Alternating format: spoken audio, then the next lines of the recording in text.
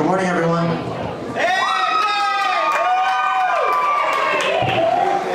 My name is Dave Eng. I am the Director of Student Activities here at St. Thomas Aquinas College. No doubt, at this point, you've gotten many of my emails, so welcome to New Student Orientation at St. Thomas Aquinas College. But to deliver the official welcome to our school, please put your hands together for Dr. Margaret Fitzpatrick, our President.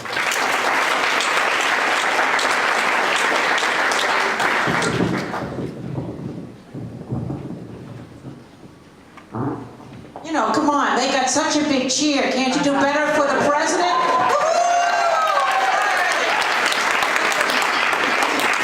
So we are so happy to have you here at St. Thomas Aquinas College, and I already know you're good decision makers because you chose to come to St. Thomas Aquinas College, and it's a very wise choice. And we're going to take the opportunity today to tell you why it's a wise choice and how you can be successful over these next 4 years of college. We run 5 orientations during the summer, so we're really happy that you chose this one, and we think you're going to have just a wonderful day with us. But remember, this is your day. So if there's things that you want to do, if you want to deviate from the schedule, if you need more time, take the time, because this is a day for you to be orientated to St. Thomas Aquinas College. Now, you're going to meet people here who have a lot of degrees. Bachelor's, master's, doctorate degrees. Okay, I have those too, all right? But I want to tell you, I did my doctoral work at Columbia University, but my hardest degree was my bachelor's degree. Now you're going to say, Dr. Fitzpatrick, why was that your hardest degree? It's because when you go for your master's and you go for your doctorate, you're studying some subject area that you love, that you fell in love with in your bachelor years, and then you're going on to pursue it. It was a joy to get your master's and doctorate, okay? Now, I was a math major in college, so I loved math, all right? But there were some subjects, even though I was kind of smart, that I found very difficult to do. Okay, so first of all, I'd like a show of hands. How many people here speak more than one language? Where were you when I needed a tutor? Okay, all right.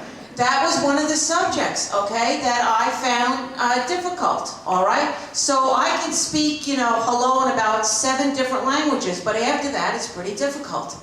And so some of us have strengths in some areas and strengths in other areas. And that's what makes a 4-year program of study so important, because you're going to get a breadth of experience. I remember one of the first internships I went on in college, and the person I was going to see was in a business, and the person I was going to see, though, was an art expert. He was a businessman, but he was an art expert. He started asking me about art. Thank goodness I had taken the art class in college. I could have at least somewhat of a conversation. Now, I love art since college, and I go to museums in any city I go to.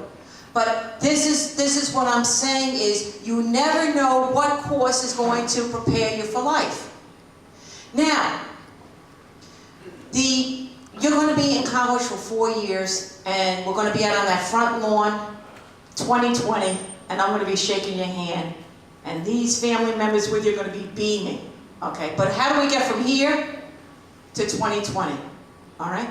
So there are 6 weeks that are the most important 6 weeks of your college career. And this is part of my doctoral program, 6 weeks. So when I first took that course, I'm thinking to myself, well, it's probably the first 6 weeks of your senior year, very important. Well, maybe it's the first 6 weeks of sophomore year. The most important 6 weeks of your college career are the first 6 weeks you come to college. Now, why is that? Because you're making patterns for yourself. You're making patterns. Am I going to get involved or not? Now, there's 100 different ways to get involved at St. Thomas Aquinas College. Mr. Eng, who you just met, is the head of student activities. The first week of school, we have this huge student activities club fair. you're going to see a lot of things that you can join. If you're not an athlete on one of our teams, you can get involved with the athletic teams. We have so much in intramurals, okay? We have so much in, the biology club, the political clubs, the dance club. There is so much to get involved in. So the first secret of making a successful 6 weeks. Remember, your first 6 weeks, when you get to week 7, you can say, hey, I got this nailed, okay? So it's the first 6 weeks, is get involved. Get involved, okay? There's plenty of ways to get involved. Now, we have students who start clubs. So you come in as a freshman, you might say to yourself, well, I'm really interested in X. Well, then you go see Dave Eng, and if you can get 10 people interested in X, and it goes along with the mission of the college, okay, we'll start that club. All right, so there's no reason not to get involved. All right, and for our commuter students, we find that you're here to midnight and 1 o'clock in the morning because you're so involved on campus. So there's no reason not to get involved. All right, but the way you're going to meet some of your life friends are going to be in your classes and in your student activities. And I'm telling you, the parents, I don't want you to hear this, but for the students, we have a lot of weddings coming out of STAC, okay? Because people get to know each other, get to know their partners and stuff like that. So, but you have a lot of life friends because this college is so friendly, all right? So, but you have to motivate yourself. Even if you're shy, you have to say, well, I think I'll join this. Now, what's the great thing about joining a club, you're going to hear about it, is that you see upper class people. And they're going to kind of tell you the ropes, as well as people like myself, all right? First way to make success is doing that. Now, I hope the parents won't be too shocked when I say the next thing. The next thing is go to class. Do you know how much money it costs to go to this college? All right? We consider you all, anybody who's 18 or over, the federal government and ourselves consider you an adult. You have an adult responsibility to go to class, all right? So our professors expect that you go to class, and if you don't go to class, there'll be penalties for not going to class in your marks, okay? So it's not something you can do or not do, it's an expectation at this college to go to class. Now, why is that important? Let's go back to that Spanish class, okay, that I was struggling in college. I went to every class, okay, I'm just that type. If I have responsibility, I go to it, okay? But boy, I was stumbling through like the 4th week when the teacher started speaking in Spanish. And I'm like, oh my goodness, now they're speaking in Spanish, all right? So I went to the professor. The professor gave me a lot of help, even helped me in the language lab.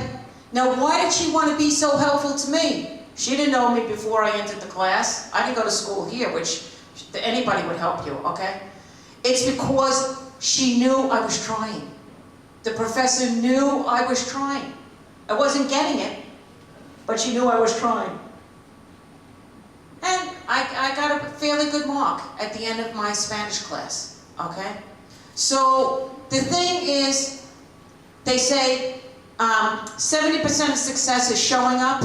Okay, you've heard that saying, showing up. Well, this is it. You have to show up, all right? And I don't care how tired you get. I saw one student once, and they said, oh, well, Dr. Fitzpatrick, I'm so tired. Oh, my goodness. For the parents here, they should know tired, right? Okay, all right. You know, this is the most energy you're going to have probably in your whole life at your age, okay? So you're tired, but maybe you went to bed at 2 a.m. and you had an 8 o'clock class, okay? So, you know, there's really hardly any excuse not to go to class. So first of all, we got get involved. The second thing is go to class. The third tip I'm going to give you is about the big assignments. Now, let's all be truthful here, okay? In life, there are 10-minute assignments. There are 2-hour assignments, and there are 2-week assignments, right? So let's say we were just helping my father paint his garage. All right. So I thought to myself, I can't do it now. I don't have the time. I can't do it. Now my father's 93. You'd think I'd find the time, right? Okay. So we keep going. So finally I got my sisters and a couple of my nieces together. And what we decided was the garage has 3 sides. So we did 3 hours one day, 3 hours another day, and 3 hours another day. A task that looked to us like it was overwhelming, all of a sudden was a manageable task. Why? Because we got a group together to do it.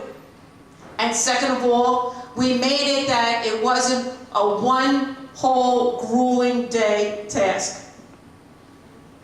That's going to be the same way when you do college term papers. Don't be shocked when you go in and get your syllabus. That's kind of like the outline of a college class. You're going to get 5 of those, okay, for your 5 classes. And you see, you have 2 term papers of 15 pages due at Thanksgiving. Okay? Now, this is what could happen. You could say to yourself, no problem, it's September. I have this 15-page paper, but it's not due to Thanksgiving. No problem. It's like the garage. Okay. Then October comes. It's only October. Listen, it's no problem. November 1st comes. Now I have that little knot in my stomach, you know, it's November 1st, okay. And then I say, listen, in high school, I belted out one of these papers in an overnight. I just stayed up all night. Now it's 4 days before that assignment's due, and I realize I have no idea how to start it. I got these pains in my stomach, so I'm avoiding doing it. Okay. And now where am I? So I'm going to tell you how to fix that. You make the project into small, manageable projects. So when you see that on your syllabus, you say to yourself, all right, September, I'm going to go to the library and do my research. Now, you go to the library and you say to the librarian, anybody here a librarian? Okay. You go to the college librarian and you say, I have a paper to write on 18th century Britain. I have no idea where to start. You know what the librarian's going to say? You made my day. Because librarians basically have 2 functions. Organize a library and work with college students. Which one do you think they prefer? They came to a college to work with college students. You make their day interesting. I say to you, no problem, here. These are the data sources here. This is how to use these machines. This is the primary sources you should use. Come back to me in an hour. Let me know how you're doing. In 1 3-hour session at the library, you're like walking out of there like, wait till I tell so-and-so in class tomorrow I have all my research. Now you haven't read it. Okay, but you have it. Okay, that's September. Now October comes, you're kind of looking at that pile of research, and you're thinking to yourself, I have no idea how to organize the reading of the research to do the term paper. So you go to our Center of Academic Excellence. Our Center for Academic Excellence, all part of your tuition. We have tutors, qualified tutors in every subject at the college, including writing papers. And then you go and say to the tutor, here, this is a description of the assignment. Here's my research. I don't even know how to organize myself. Well, probably the tutor's going to say, well, let's think about how you're going to organize your paper. And then as you do your reading, you're going to put your notes under each section. Then you can go back 2 or 3 times to that tutor. Now it's November 1st. You're feeling pretty good. You haven't written the paper yet, but you've done the research. You have your outline done. You start to write the draft. The tutor helps you. All of a sudden, you pass it in. So you made what was looking like an overwhelming assignment doable. Okay? So that's how to be a success here. It's nothing intimidating. 1, get involved. 2, show up. 3, make big tasks into doable tasks. Okay? That's the secret for your first 6 weeks. All right? Now, you might start to get involved and say, you know, I still don't feel like I'm clicking here. Everybody you meet today has an open door. You should walk in that open door and say, you know, I joined this club, but you know, I'm not really getting involved yet. Can you help me? You're making their day. And believe me, you're going to be sorry that you asked for help because you'll be the next student leader at this college. Okay? So you are your best advocate. So please advocate. Now parents, you're sending us your adult children. Adult children. Okay? So you should be appropriately involved. This is not high school, okay? This is college. They're adults, all right? So we're going to keep an eye on them, but they ought to be making their adult decisions. You're going to be hearing more about this from the Vice President and Dean. Okay, but that doesn't mean you're not involved at all, okay? That means you're appropriately involved. And guess what? We'll figure that out together during the 4 years. But remember, your sons and daughters are adults, and now's the time to be making that transition into adulthood. This is a very special year that we're in, 2016. It's a national election year.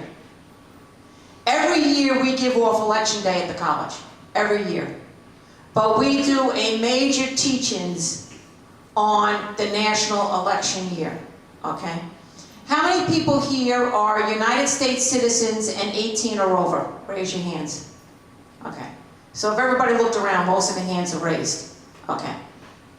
Now, I voted for the first time when I was 18 in a national election, and I voted in a national election every time that I could since then. Why?